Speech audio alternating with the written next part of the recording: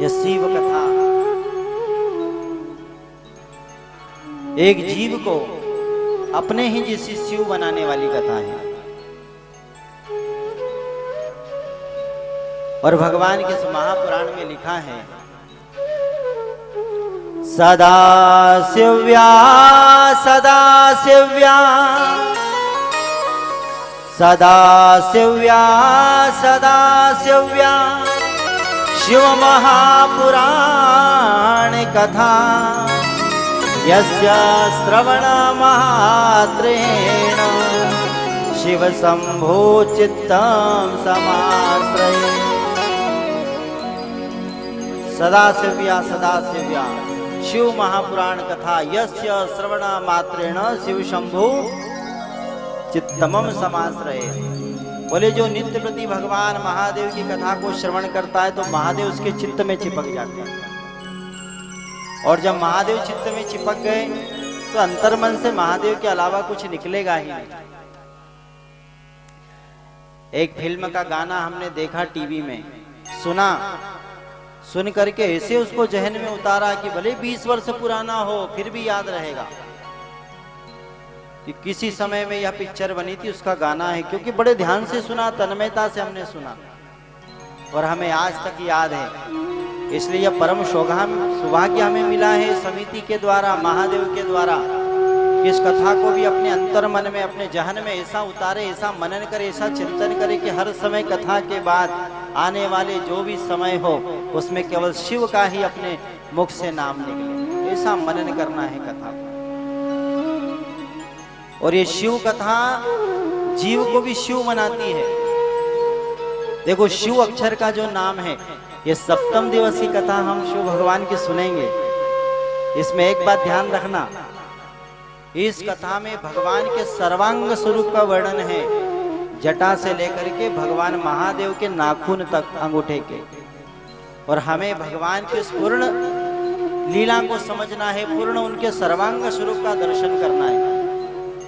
देखिए हम आपको एक बात बताएं, हमारे नगर में, क्षेत्र में, गांव में महादेव के मंदिर बहुत हैं, परंतु महादेव की कथा बहुत कम होती है।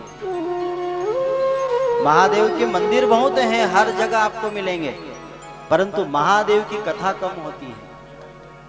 और आज अगर हमको यह सौभाग्य मिला है प्राचीन शिव मंदिर सेवा समिति के द्वारा कि हम भगवान का पूजन कैसे करें, भगवान की आराधना कैसे करें, तो ये शिव कथा मार्ग हमें दिखलाती है।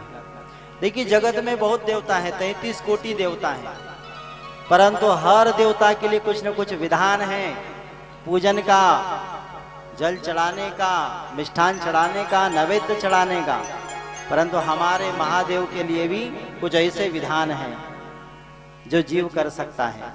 और कहते हैं कि हम किसी को अगर पुष्ट करें तो अच्छे से उसको पुष्ट करें, संतुष्ट करें। अगर अधूरा संतुष्ट रहा तो हमारे द्वारा किया हुआ कर्म वो किसी काम का नहीं है, वो अधूरा रह जाता है। इसलिए हमें भगवान महादेव की कथा को श्रवण करके भगवान का पूजन, भगवान की आराधना, भगवान का ध्यान। देखिए बड़ा विचित्र भगवान का है ध्यान करना, बड़ा विचित्र, सारे देवताओं से अलग। और देवों के देव महादेव हैं। ये संसार में देखो देवता बहुत हैं, बहुत देवता हैं, 33 कोटि, परंतु महादेव केवल एक है, उनसे बड़ा जगत में कोई नहीं। यहाँ पेड़ है, यह मूल है, और सारा जगत इनके पत्ते हैं, डालियां हैं। इसलिए अगर हमने मूल को संतुष्ट कर दिया तो समझ लेना सारा जगत में जितने भी देवी देवता सारे पुष्ट हो जाएंगे। एक वृक्ष पर बहुत सारे फल लगे हैं तो उन फलों को हमको जल देने की आवश्यकता नहीं पड़ती है कि भाई 1000 फल लगे हैं और हमें उनको बड़े करना है, तो प्रत्येक फल के ऊपर हम जल नहीं चढ़ाएंगे जाकर के। हम क्या करते हैं, उस पेड़ के नीचे ही जड़ में जाकर के जल चढ़ा देंगे। वही जल उन जड़ों के द्वारा, लताओं के द्वारा उन पत्तों तक पहुंच जाता है, उन फलों तक पहुंच जाता है। कोमल रहते हैं, हरे रहते हैं, फल मीठे होते हैं, बड़े होते हैं। बस उसी प्रकार ये हमारे महादेव सबके मूल हैं। इनको जल चढ़ा दिया, सर्वांग 33 कोटि देवताओं को जल चढ़ जाता है। ऐसे अनेक प्रकार के भगवान के सर्वांग रूप का वर्णन है शिव महापुराण कथा में। तो बड़े ध्यान से सुनेंगे, क्योंकि सारे देवताओं का हम चाहे जैसे भी पूजन कर लें, जैसा भी दर्शन कर ले चलता है, परंतु महादेव के लिए बहुत विधान बतलाए हैं। कैसा बैठना, कैसी पूजन करना, कैसा जल चढ़ाना, कैसा नैवेद्य लगाना, कैसा वस्त्र पहनाना, हर प्रकार का विधान है।